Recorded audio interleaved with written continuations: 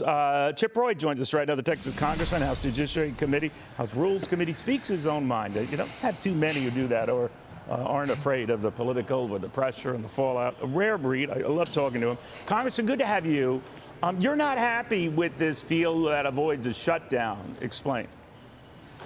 Yeah, Neil, great to be on. First of all, I just met with one of those mayors, a mayor that represents a city in the district I represent.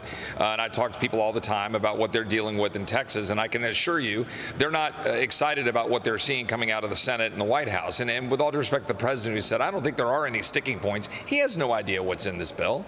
He doesn't know what's actually being discussed in any real granular detail. Frankly, we only know bits and pieces coming out of the Senate. We've seen some of it, and it doesn't do the job. Look, it's not about just restoring Trump policies. We actually need to enforce existing law and make sure the law is very clear so that it cannot be violated like it's currently being violated.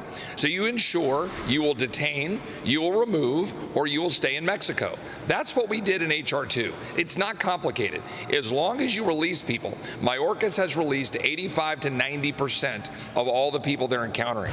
We know those are not true asylum seekers. They're just people who want to come to this country. I don't begrudge them that, but as long as you allow all of those numbers to come, you will never stop the crisis. Texas is left holding the bag, so yes, I oppose it, and I also oppose Republicans funding it. That's what I said on the floor of the House yesterday. Why are we giving more money to Alejandro Mayorkas while we go to the cameras and talk about impeaching him so we can score points in campaigns, rather than doing our job to use the power of the purse that James Madison articulated was our power to stop an out-of-control executive. So that's what I think we ought to do. That's exactly what Donald Trump said about this border thing. It better be perfect. He was sending a clear message to the speaker that it wasn't.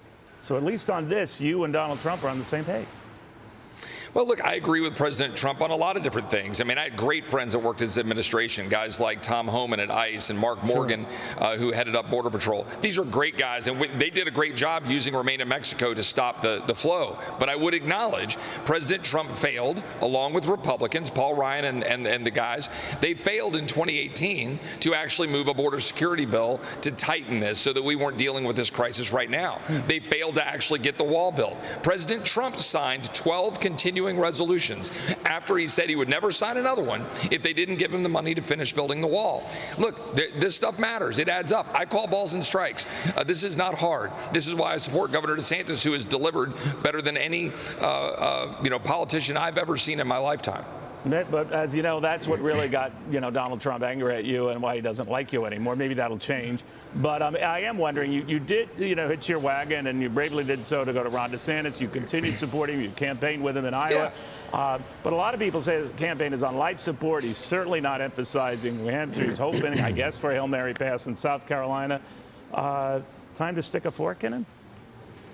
Now, look, I mean, what we saw in Iowa is 50% of voters wanted a different direction. And here's an important point.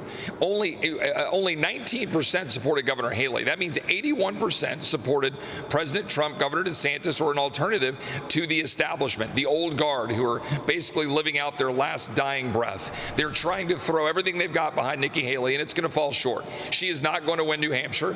They said they needed to. They said they needed her to finish second in Iowa. She didn't. She will not win her home state in South Carolina. So if we had a head-to-head battle... He's invisible in New Hampshire right now. He's in single digits. What happened? Well, I mean, look, we saw what happened coming out of Iowa, and you have Governor Haley, who spent a whole lot of money there. And frankly, Governor DeSantis went all in Iowa and hasn't focused as much as she has in New Hampshire. So that's understandable. There's also a divide in New Hampshire where you have moderate Republicans kind of outside of the Boston area in New Hampshire with your live free or die New Hampshireites. And a lot of them, that 50% block, are sticking with President Trump. Look, we get all that. But here's the deal. If we could get into a head-to-head battle, we believe that Governor DeSantis would make a strong showing. If we could get President Trump to actually show up to a debate rather than doing this out of his basement, we think he would be a better candidate if he does survive it, and we think Governor DeSantis would be able to win. So we're going to see how this plays out over the next week. But here's the thing. Nikki Haley is not going to be the nominee. She should recognize that and make way for something where we can have a true debate between two conservatives rather than the last dying gasp of an old Republican order that is not going to be back in power. Got it. Chip Roy, always good seeing you. Thank you very much. Good luck with the snow.